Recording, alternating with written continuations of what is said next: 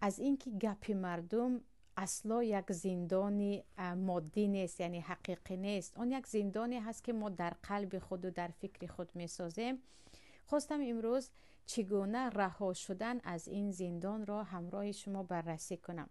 پیش از همه می دانیم که طرز آفرینش ما، یعنی پروردگار مایان را همین گونه آفریده است که خواهیم نخواهیم هم وقتی مردم از ما تعریف میکنن یا درباره ما سخنهای خوب میگویند، خیلی طبعمون بالیده میشود، از این خوشحال میشویم.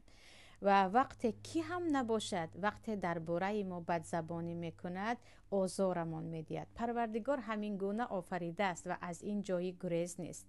اما انسان ها به قدرت ایمان خود نگاه کرده و به شخصیت خود یا قوت شخصیت خود نگاه کرده، این سخنهای مردم را بعضی ها خیلی به آسانی گذشت میکنند، بعضی ها حتی پروا ندارند اگر کمی غمگین شوند هم، بعضی ها باشد تماما از گفته مردم افتیده میشوند و عموما به پای برخاسته نمیتوانند. و اگر درباره سخن مردم بگوییم، پیش از همه از قدیم این چیز بود. برای همین وقت در قرآن نگاه میکنیم، الله حتی به پیامبرش صلی الله علیه و سلم در سوره احزاب میگوید و تخشى الناس والله احق ان تخشاه. تو از مردم میترسی در حالی که پروردگار اولاتر است که از او بترسی. یعنی چرا از مردم میترسی؟ تو باید از الله بترسی. وقتی صحبت درباره ازدواج پیامبر با زینب